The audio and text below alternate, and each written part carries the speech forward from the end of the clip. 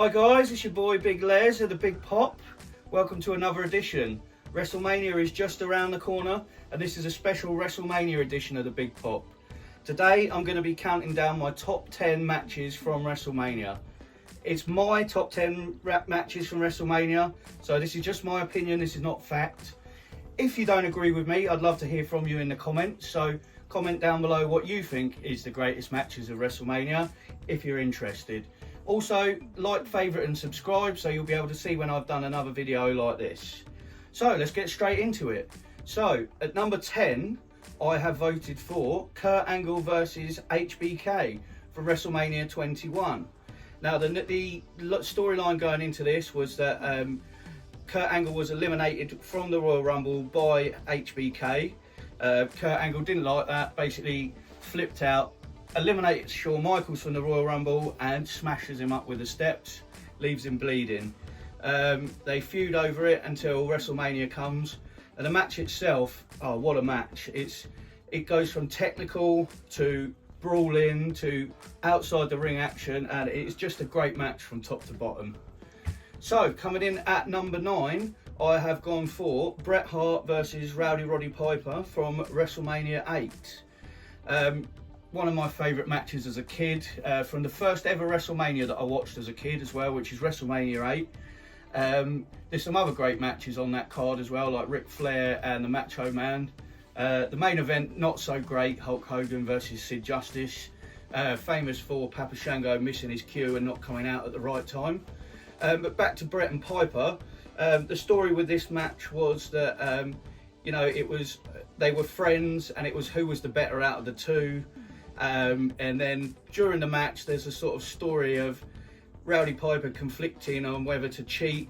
There's a sort of conscience moment where he goes to use the bell and then changes his mind, and then Bret ends up winning the match. Bret ends up quite bloody in that match as well. There is a story that came out of that at WrestleMania that Bret was given permission to blade, and Ric Flair wasn't in his match, so Ric Flair got fined, and I think he got a massive dressing down from Vince McMahon as well. So next I've gone for Austin versus Rock at WrestleMania 17. Now the build-up alone for this match could have just sold this match as a great WrestleMania main event, but the match is great from start to finish. There's so much action, each man stealing the other man's finishing move, the crowd kind of turning on each man. Austin's just so over that the crowd just don't want to boo him, even when he's acting like a heel. And then of course you've got that amazing call at the end of the match from JR when he's, I can't believe that Austin's shaking hands with Satan himself when he shakes hands with Vince McMahon. So what a match, and what a WrestleMania that was. Number 7, I have gone for the triple threat match between Drew McIntyre, Gunther and Sheamus at WrestleMania 39. Triple threat match for the IC title. This match is just, you know, European style all over. Submissions, and then just so many hard hitting chops, punches, everything. It's just such a stiff match. It's well worked, and Gunther comes out on top, obviously, with his IC belt. That's when he was on his long run. But what a great match, and what a showcase for the European style of wrestling that was as well. Number 6, I have gone for Owen versus Bret Hart, brother versus brother. Now the story going into this one is that Owen was jealous of his brother and how the spotlight's always on his brother. His brother always gets the chances. And at the Survivor Series, when Bret hurt his leg, Owen blamed Bret for them losing a match and kicked his bad leg out. And then Bret decides finally, after months of saying he's not going to hit his brother, to face his brother at WrestleMania 10. And what a match by two excellent workers. It's just so technical, and it's a brilliant match. And the good thing about that is that at that WrestleMania, Bret did decide to give the rub to his brother, and his brother did pick up the pinfall from the roll up in the corner. Bret knew that, you know, he wanted to give something back to his brother because his brother was not getting the recognition he deserved. And of course, later on that night, Bret goes on to win the belt from Yokozuna. Number 5, I've gone for TLC 2 from WrestleMania 17. I mean, what a match. It was like things we'd never seen before happening in the WWE. I mean, ECW had all this stuff, but in the mainstream WWE, you didn't have anything happening like this until these 3 tag teams came along: the Dudleys, the Hardys, and Edge and Christian. And this is pioneering stuff. I mean, some of the bumps that they take are crazy, and you can't forget that Edge moment where he spears Jeff Hardy off the ladder. That is just amazing.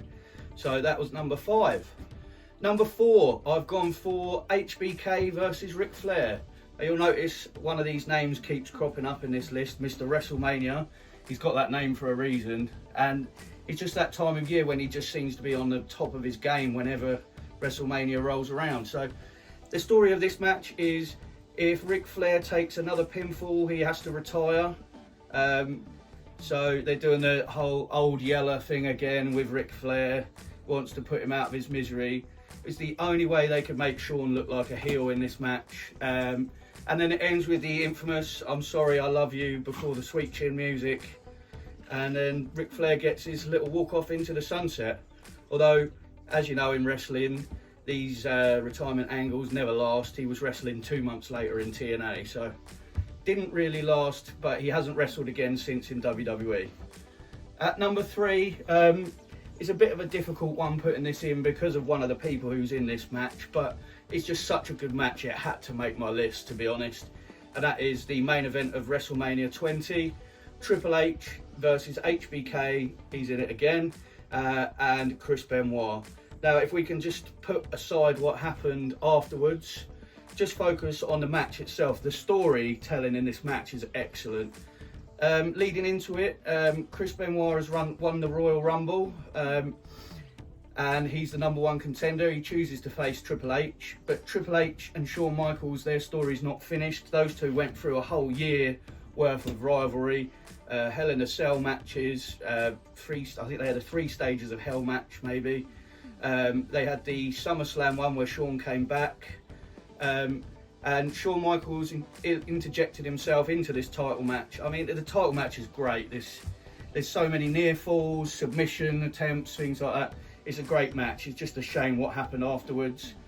But the last decent thing we can focus on from Chris Benoit was that image of him celebrating with Eddie Guerrero before everything went the way it did. So yeah, that's number 3.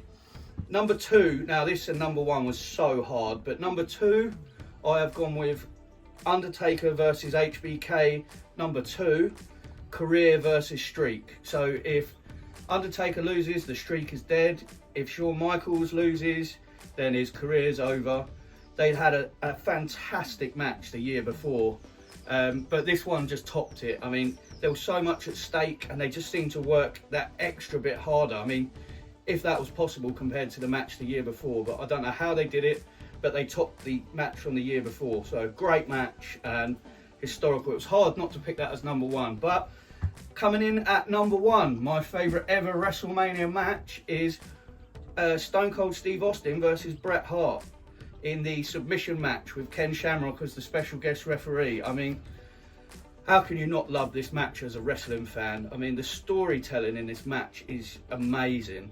So we go into the match. Stone Cold Steve Austin is the heel, Bret Hart is the face, although Bret Hart is starting to show some whiny traits and it is annoying the fans. You know, the match goes on, they both swap roles. By the end of the match, Stone Cold Steve Austin is the face and Bret Hart is the heel. And just the storytelling they use is just poetry in motion. It's true theatre. You know, Stone Cold gets busted open by the bell. Bret Hart slaps on that sharpshooter, and Stone Cold refuses to give up. In the end, he becomes unconscious, and that's how Bret wins. So what a match. That is my number 1. Let me know in the comments how you feel. What's your favourite WrestleMania match? Did I get it wrong? You know, let me hear from you down in the comments. So thank you very much for joining in, and see you at the next one.